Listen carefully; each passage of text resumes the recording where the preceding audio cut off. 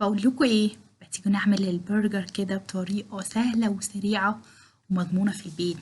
الطريقة دي كمان عايزة اقول لكم هننافس بيها اكبر محلات البرجر.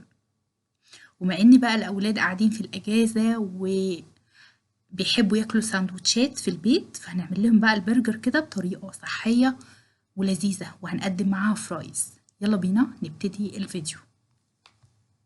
هنلاقي كل المكونات دي كاتباها لكم اسفل الفيديو. عندي كيلو من اللحمه المفرومه. اللحمه دي تكون لحمه حمراء قليله الدسم. هبدا اعجنها بايديا زي ما انتم شايفين بالشكل ده لمده 5 دقايق. هتبلها بقى بعد كده بملح وفلفل اسود، والبرجر يا جماعه بيتبل بملح وفلفل اسود بس. هبدا اعجن فيها زي ما انتم شايفين كده من 10 ل 15 دقيقه لحد ما اتاكد ان اللحمه كونت خيوط كده بين جزيئات اللحمه وبعضها. هبدأ بقى أشكل البرجر. هاخد كورة كده، وأهم حاجة الكورة دي يكون حجمها أكبر من حجم العيش بتاع البرجر. هكورها بإيديا زي ما انتوا شايفين بالشكل ده، وهفضل هضغط عليها لحد ما تتسع معايا بالشكل ده. وده هيكون أسهل بكتير من إن احنا نشكلها بالمكبس بتاع البرجر. بصراحة أنا بستمتع لما بعملها بإيديا كده. تاني حاجة ممكن ناخد كورة كده من البرجر ونحطها على البورد زي ما انتوا شايفين كده، ونبدأ نضغط عليها. دي الطريقة دي هتكون أسهل بكتير من إن احنا نعملها على ايدينا. الطريقة دي أنا عملتها للناس المبتدئين اللي لسه ما عملوش برجر خالص.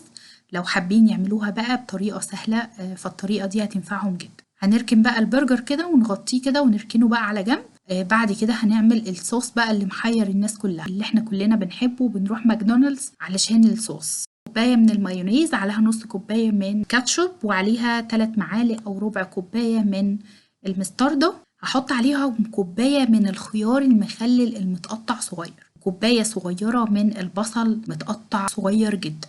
هنقلب بقى الميكس الرهيب ده مع بعضه.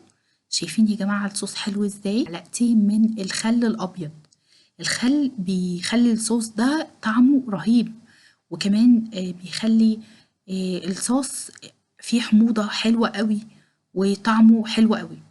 هنركن بقى الصوص ده على جنب، وبعد كده هنبدأ بقى نقطع الطماطم سلايزات زي ما انتوا شايفين كده، ونقطع كمان الخس، وهنقطع البصل، وعندي الخيار المخلل بقى المقطع. هنجيب البان بقى بتاع البرجر أو العيش بتاع البرجر، وهندهنه بقى بالزبدة. الخطوة دي بقى عايزة أقول لكم بتودي العيش في حتة تانية خالص. هنبدأ بقى نحطه على الجريل سخن ونديله كده علامات. عايزين بقى تستغنوا عن خطوة الزبدة دي براحتكم جدا، بس عايزة أقول لكم إن طعمها بيبقى رهيب قوي. على جريل تاني كده بقى على النار هندهن الجريل بالزيت، وهنحط وحدات البرجر. واهم حاجة الجريل ما يكونش يعني ما نحطش فيه برجر كتير، يكون في مسافة بين كل واحدة والتانية. اول ما البرجر يبدأ ياخد لون من تحت هنقلبه بقى زي ما انتوا شايفين كده على الجنب التاني، وكل شوية بقى افضل اقلب في البرجر لحد ما يبدأ ان هو يستوي معايا.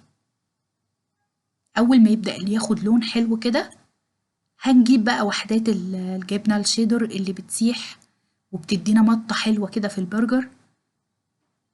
واهم حاجة الجبنة دي تكون الملح بتاعها خفيف.